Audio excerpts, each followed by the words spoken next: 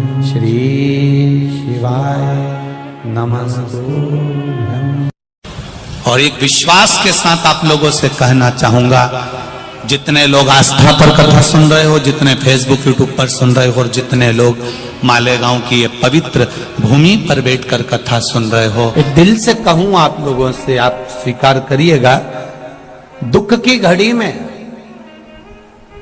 कोई आए चाहे ना आए, अगर आपने दिल से, कर्जा हो गया, समस्या विकट हो गई, तकलीफ बढ़ गई, दुख बढ़ गया, आप शंकर भगवान के मंदिर में जाकर, ये जरूरी नहीं है कि आप सीहोर आए या कहीं जाएं, आप तो आपके घर के पास में जो शिव मंदिर हो, उस मंदिर में एक लोटा जल चढ़ाना चालू कर दो, वो धीरे धीरे दुख काटना प्रारंभ कर दे, काटेगा दुख। बस जल चढ़ाने का एक नियम है शिव जी का। शंकर भगवान को जो जल चढ़ाया जाता है दुख काटने के लिए, तकलीफ काटने के लिए, कष्ट मिटाने के लिए, तो एक नियम है शंकर भगवान का जल चढ़ाने का जो नियम है। जैसे ये गौल जलाधारी है, यहां से पानी गिरता है, ये शिवलिंग है।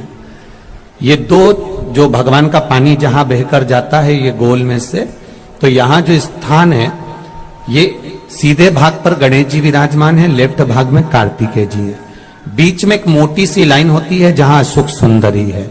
ऊपर से जो बूंद बूंद पानी गिर रहा है वो शंकर भगवान की 5 लड़कियां हैं, जया, विषहरा, शामलीबारी, दौतली और देव। जहां गोल भाग है, जहां शिवलिंग रखा हुआ है, ये माता पार्वती जी का हस्त कमल है, जिसको पीठिका कहते हैं। महाराज, जल चढ़ाने का नियम है, जब हमारे ऊपर दुख होता है, तकलीफ होती है, कष्ट होता है, बड़ी दिक्कत परेशानी होती है, तो हम जल चढ़ाते हैं। तो उस जल को चढ़ाने का नियम है, पहले गणेश जी का स्थान, कार्तिकेय का स्थान, अशोक सुंदरी की जगह, फिर माता पार्वती की पीठिका, उसके बाद जलाधारी को स्मरण कर कर जल धीरे धीरे शंकर भगवान पर छोड़ा जाता है। जब धीरे धीरे शिव जी पर जल चढ़ाएं, उसके बाद में आप अपने मन की कामना जब जल चढ़ाते जाएं और बाबा से कहते जाएं, बाबा, रोज कामना कहने की जरूरत नहीं है, एक बार आप कामना करो और उसके बाद जल चढ़ाना प्रारंभ करो, और उसको कहना जरूर, तेरे दरबार से कोई खाली नहीं गया मेरे शंभू, मैं नहीं जानती, मैं तो इतना जानती हूं कि कंकर शंकर है और तू सुनता जरूर है। ब्रह्मा ब्रह्म लोक में है, भगवान विष्णु वैकुंठ लोक में है, पर मृत्यु लोक में मेरा देवाधिदेव महादेव है, मेरी सुनेगा जरूर। और बाबा से विनय कर कर आप आइए।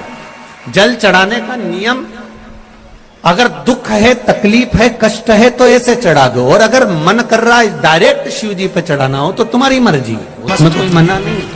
शिव तत्व किसको कहते हैं? शंकर का गुणगान, शिव का स्मरण, भगवान शंकर का मंत्र जाप किसको कहते हैं? ये वही समझ सकता है जिसके भीतर शिव समाया होगा। और एक विश्वास के साथ आप लोगों से कहना चाहूंगा, जितने लोग आस्था पर कथा सुन रहे हो, जितने फेसबुक यूट्यूब पर सुन रहे हो, और जितने लोग मालेगांव की ये पवित्र भूमि पर बैठकर कथा सुन रहे हो, आप दिल से उसकी कथा सुनना।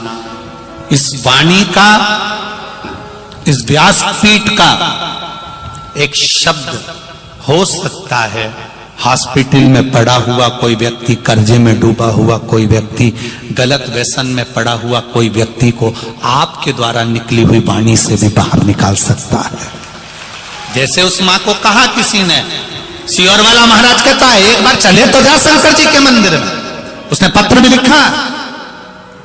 जब वो सीहोर वाला महाराज कहता है, चिल्ला चिल्ला कर कहता है, एक लोटा जल सारी समस्या का हल, तो जा। 7 साल में उस बच्चे की वाणी वापिस आ सकती है जो वाणी नहीं थी। जब वो वाणी मेरा महादेव दे सकता है, वो देखो उस माँ के चेहरे की खुशी, उस माँ के चेहरे की रौनकता, जिसका बेटा 7 साल बाद बोला हो, उसका आनंद देखिए कि कितना होगा, कितना आनंद होगा। एक बात और अच्छे से समझ लीजिए, जो बच्चे चिड़चिड़े होते हैं, चाहे घर में बेटे हों, बहुएं हों, सास हो, ससुर हो, परिवार में छोटे छोटे बच्चे हों, चिड़चिड़ प्रवृत्ति करते हों या चिड़चिड़ा स्वभाव हो, जरा जरा सी बात में क्रोध आ जाता हो, बोलने का भान नहीं रह पाता हो, शब्दों के बाण चलते हो, तो महाराज प्रदोष के दिन, प्रदोष काल में बेलपत्री के पेड़ के नीचे एक जो पत्ता आपके पास में हो, पान का मिल जाए तो पान का, पीपल का मिल जाए तो पीपल का, बेलपत्र का मिल जाए तो बेलपत्र का, उस पत्ते पर मात्र थोड़ा सा शहद और 7 दाने चावल के रखकर घी का दिया लगा दो महाराज, और थोड़ा सा जल हाथ की अंजलि में लेकर भगवान देवाधिदेव महादेव का स्मरण कर कर कि इस बेलपत्री के वृक्ष के नीचे माता लक्ष्मी, पार्वती, सरस्वती विराजमान है। इसी बेलपत्री के पेड़ के नीचे मेरे देवाधिदेव महादेव का 12 ज्योतिर्लिंग का स्वरूप प्रकट है। उनका स्मरण कर कर जल चढ़ा दीजिए और उसका स्मरण कर लो जो चिड़चिड़ प्रवृत्ति करता, क्रोध करता, जिसको बोलने का भान नहीं होता हो, सम्मान नहीं देता हो, अपशब्द कहते हो, उनका स्मरण कर कर आप छोड़ेंगे। एकदम एक प्रदोष करेंगे, दूसरे प्रदोष तक तो आपको कोई दिक्कत ही नहीं। 2-3 प्रदोष कर कर देखिए, बाबा कृपा करें। 3 जगह पर अगर कोई बीमारी ऐसी हो गई कि वो समाप्त नहीं हो रही, बड़ी बड़ी तकलीफ, मतलब एक बार दवाई अगर चालू हो गई तो दवाई बंद ही नहीं हो रही है, तो उसके लिए आपको 3 जगह पर जल चढ़ाना प्रारंभ कर दो। मात्र 1 हफ्ते से ज्यादा चढ़ाना भी नहीं पड़ेगा। जैसे 1 हफ्ते आप टेबलेट लेते हो, गोली लेते हो, 1 हफ्ते चढ़ाना प्रारंभ कर दो। सबसे पहले बेलपत्री के पेड़ के नीचे क्या करना है, जल का पात्र लेना है, उसमें 2 दाने चावल के डालना,